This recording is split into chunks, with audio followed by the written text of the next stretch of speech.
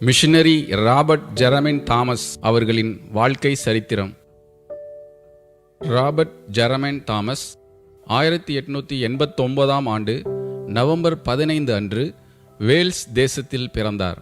அவரது தந்தை Robert Thomas 19வது நூற்றாண்டில் வேல்ஸில் ஏற்பட்ட பெரும் எழுப்புதலின் பயனாளியாக இருந்தார். தன்னுடைய 15ஆம் வயதிலேயே ஆண்டவருக்காக தனது வாழ்க்கையை ஒப்புக்கொடுத்தார். சீனாவில் எப்படியாவது இயேசு கிறிஸ்துவின் நற்செய்தியை அறிவித்திட வேண்டும் என்ற வாஞ்சையுடன் அயராது உழைத்துக் கொண்டிருந்தார் ராபர்ட்.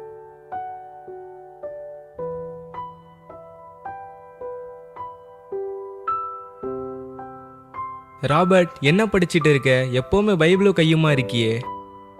ஆமாம் டாக்டர் ஐவன்ஸ், இந்த வார்த்தைகள் என் மனசை ரொம்ப ஆழமா தொடுது. ஆண்டோட அன்பை உலகம் முழுதும் கொண்டு போகணும்னு தோணுது. ரொம்ப நல்ல யோசனை. ஆனா இந்த உலகம் ரொம்ப பெருசு ராபர்ட். சில சமயம் வெறும் வார்த்தைகளை விட செயல்கள் தான் பெரிய தாக்கத்தை ஏற்படுத்தும். மிஷனரி வேலைக்கு வெறும் பேச்சு மட்டும் போதாது. சில சமயம் மருத்துவ அறிவு கூட தேவைப்படும். மருத்துவ அறிவா? நான் அதை பத்தி யோசிக்கவே இல்லையே. நல்லா யோசிச்சு பாரு ராபர்ட். அது உன்னோட மிஷனரி வேலைக்கு ரொம்ப உதவியா இருக்கும்.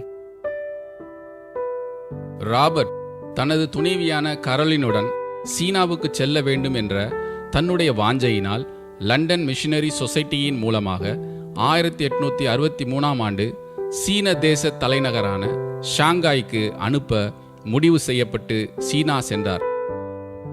இருவரும் அங்கு சென்ற 3 மாதத்திலேயே அங்கு காணப்பட்ட கடுமையான சூழ்நிலைகளினால் ராபர்ட்டின் துணைவி கேரலின் உடல் நலம் பாதிக்கப்பட்டு மரித்து போனார். இதனால் மனமுடைந்த ராபர்ட் தன்னுடைய ஊழியத்தில் ஒரு இடைவெளி வேண்டும் என்பதை உணர்ந்து சீன துறைமுகம் ஒன்றில் மொழிபெயர்ப்பாளராக பணிபுரிய தீர்மானித்தார். 2 கொரியர்கள் ராபர்ட் பணிபுரிந்த துறைமுகத்தின் அலுவலகத்திற்கு வருகின்றனர். வாங்க நண்பர்களே, ஷெபு துறைமுகத்துக்கு உங்களை வரவேற்கிறேன். இந்த கொரியலுக்கு ஏன் இவ்வளவு பயப்படுறாங்க? என்ன பிரச்சனை அவங்களுக்கு? அப்படி என்னதான் கொரியால நடக்குது? ஐயா, கொரியாவில் நிலைமை ரொம்ப மோசம். அவர்கள் மேற்கத்திய ஆதிக்கத்திற்கு ரொம்ப எதிரானவங்க. வெளிநாட்டவர்கள் யாரையுமே உள்ளே விட மாட்டாங்க. கிறிஸ்துவர்களை ரொம்ப கொடுமைப்படுத்துவாங்க. அது ஒரு துறவிகள் சாம்ராஜ்யம். பைபிளை கண்டாலே மரண தண்டனை. என்ன சொல்றீங்க? பைபிளுக்காக மரணமா? கிறிஸ்துவருக்கு துன்பமா? இந்த மக்களை பத்தி தெரிஞ்சும் என்னால சும்மா இருக்க முடியாது. ஆண்டவர் என்ன இங்க கொண்டு வந்தது ஒரு காரணத்துக்காக தான். நான் இப்பவே கொரியாவுக்கு போறேன். ஐயோ வேண்டாம் ஐயா, நாங்களும் கிறிஸ்துவர்கள் தான். நாங்களும் இயேசுவை எங்கள் சொந்த ரட்சகராக தான் ஏற்றிருக்கோம். கொஞ்ச நாளைக்கு முன்னாடி சுமார் 100 பிரெஞ்சு மிஷினரிய துறவிக கொண்டுட்டாங்க ஐயா. ஆமாங்க ஐயா, நாங்கள் அங்கே ரொம்ப கஷ்டப்படுறோம். அங்கே வெளிநாட்டவர்களுக்கு உள்ளே போக அனுமதி இல்லைங்க. அங்கே எப்படியா உள்ளே போவீங்க நீங்க? அட, நீங்க கொரியா வியாபாரிகள் தானே? நான் உங்களோட சேர்ந்து எப்படியாவது கொரியாவுக்கு போயிடலான்னு நினைக்கிறேன். ஐயா அது வந்து என்ன பயப்படுறீங்களா? நம்ம தேவனால் கூடாத காரியம் ஒன்றுமில்லை. நிச்சயமா நம் தேவன் நம்மை வழி நடத்துவார். கண்டிப்பா ராபர்ட், ஆண்டவர் உங்களுக்கு ஒரு திறந்த வாசலை ஏற்படுத்துவாங்க. கர்த்தர் மேல் நம்பிக்கையோடு இருந்த ராபர்ட் தன்னுடைய புது நண்பர்களிடம் கொரிய மொழியை கற்றுக்கொள்கிறார். பரிசுத்த வேதாமங்களையும் கொரிய மொழியில் மொழிபெயர்த்திட வேண்டும் என்று யோசிக்கிறார். யேசுனிம் யுன் டான்சிங் யுல் சலாங் ஹமிடா. இப்படின்னா இயேசு உங்களை நேசிக்கிறார் என்று தானே அர்த்தம். அற்புதம் ஐயா, இவ்வளோ கொஞ்ச நேரத்துல எங்கள் மொழியை நீங்கள் கற்றுக்கிட்டீங்களே. எல்லாமே காட்ஸ் கிரேஸ் தான். ஆனா கொரியா மொழியில பேசுவது மட்டும் போதாது. நான் இன்னும் என்னையா பண்ண போறீங்க? அதாவது கொரியா மொழியில வேதத்தை மொழிபெயர்க்கலான்னு இருக்கேன். இது ரொம்ப நல்ல விஷயமாச்சே. ஆமாங்க ஐயா. நாம ஜெபத்தோடு இருப்போம். கர்த்தர் காரியத்தை நிச்சயமா வாய்க்க செய்வார். 1865 ஆண்டு ராபர்ட் மாறு வேடம் அணிந்து ஒரு சிறிய படகு மூலம் தனது கொரிய நண்பர்களுடன் வேத புத்தகத்தை மறைத்து வைத்து அந்த துறவிகளின் சாம்ராஜ்யத்திற்குள் செல்கிறார். 3 மாதம் மிகவும் கஷ்டப்பட்டு ஒவ்வொரு தீவுகளிலும் சுவிசேஷம் அறிவிக்கிறார். அவருடைய நண்பர்களும் அவருக்கு பக்கபலமாக இருந்து அவருக்கு ஆறுதலாக அந்த ஊழியத்தை செய்கிறார்கள். ஒரு நாள் அங்கு கொரியாவில் இருந்த சந்தைக்கு ராபர்ட்டும் கொரிய நண்பர்களும் செல்கிறார்கள். அங்கு ஒரு பெண் காய்கறி விற்று கொண்டிருக்கிறாள். இது தேவனுடைய வார்த்தை, இது சத்தியம். சத்தியம் உங்களை விடுதலையாக்கும். சத்தியமா? நீங்க ஒரு வெளிநாட்டுக்காரரு, எங்க நாட்டுல பைபிளா? இது ரொம்ப ஆபத்து இல்லையா? இயேசுவின் அன்பு எதுக்கும் அஞ்சாது. இந்தாங்க, இந்த பைபிளை படிங்க. ஆண்டவர் உங்க எல்லாரையும் ஆசீர்வதிப்பார். ஆமேன். தான் வந்த வேலை இனிதே முடிந்தது என்ற மன திருப்தியோடு சீனாவிற்கு மீண்டும் சென்றார் ராபர்ட். அதே சமயம் கொரியாவில் என்ன சொல்றீங்க? நம்ம நாட்டுக்குள்ள வெளிநாட்டவரா? ஆமாங்க ஐயா, இந்த புத்தகத்தை கூட என்கிட்ட கொடுத்தாரு. என்னது இது? இது எப்படி நடந்தது? ஜெனரல் பார்க், அன்னியாங், தொந்தரவுக்கு மன்னிக்கவும். உனக்கு என்ன வேணும்? ஐயா, இது ஒரு வேதாகமம்.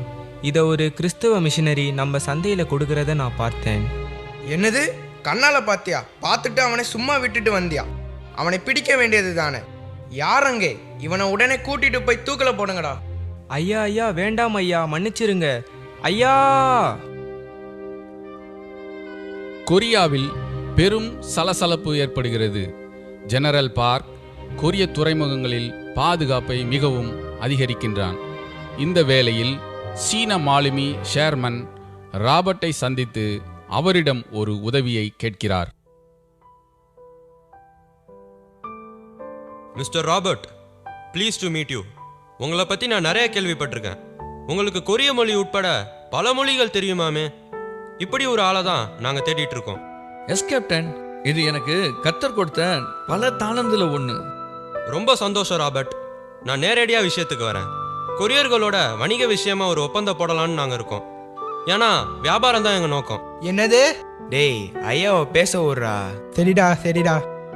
ஆனால் கொரியர்கள் ரொம்ப பிடிவாதமாக இருப்பாங்கன்னு எங்களுக்கு தெரியும்.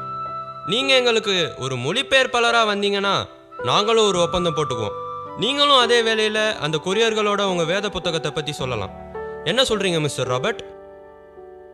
ஓ, பிரைஸ் காட். நான் எப்படியாவது திரும்ப கொரியாவுக்கு போகணும்னு தான் இருந்தேன். ஆண்டவரே உமக்கு நன்றி. ஐயா, இப்போ நம்ம கொரியாக்குள்ள போறது நடக்காத காரியம். இல்லை, நான் சோர்ந்து போக மாட்டேன். இதோ திறந்த வாசல் உனக்கு முன்பாக வைத்திருக்கிறேன், அதை ஒருவனும் பூட்ட மாட்டான் என்று இயேசு சொல்லியிருக்கிறாரு. கொரியால நிச்சயமா ஒரு எழுப்புதல் வரும். அதுக்கு நாம தான் சாட்சி. 1866 வருடம் செப்டம்பர் முதல் வாரம் ராபர்ட்டும் கேப்டன் ஷெர்மனும் கொரியாவிற்கு புறப்பட்டனர். டேட்டாங் ஆற்றின் கரையை நெருங்கியதும் அவர்களுக்கு ஒரு அதிர்ச்சி காத்திருந்தது. ஜெனரல் பார்க் துறைமுகத்தில் ஒரு பெரிய படையையே நிறுத்தி வைத்திருந்தான். இதனால் அந்த ஆற்றங்கரையில் ஒரு சண்டை நடந்தது. கேப்டன் ஷெர்மன் உடைய கப்பல் தீப்பற்றி எரிந்தது. மாலுமிகள் கொல்லப்பட்டார்கள். ராபர்ட் உடம்பில் தீக்காயங்களுடன் சில வேத புத்தகங்களையும் எடுத்துக்கொண்டு ஆற்றில் குதித்தார். ராபர்ட் கரை நீந்தி வந்ததும் சில வேத புத்தகங்களை சிதறடித்தான் ஜெனரல் பார்க். ராபர்ட்டையும் கொலை செய்ய நெருங்கினான்.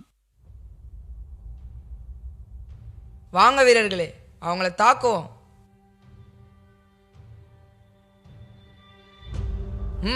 நீங்க வா, அவன் மேல நெருப்பு பந்த போடு.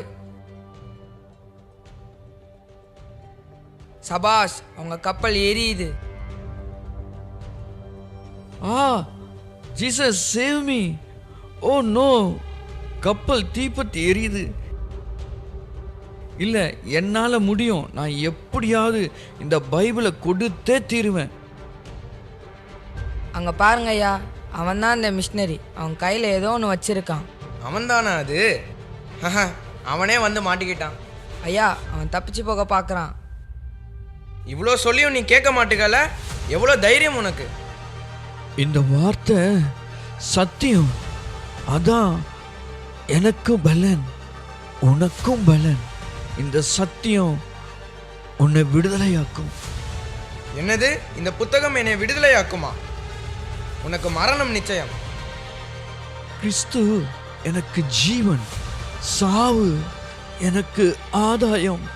இப்போ நான் மரிச்சா கூட ஆண்டவரோட நிச்சயமா நான் மகிழ்ச்சியா இருப்பேன். இவ்வளோ சொல்லியும் யாரங்க? ஐயா, இந்த புத்தகத்தை என் வீட்டுக்கு கொண்டு போங்க. இது என் வெற்றிக்கு அடையாளம்.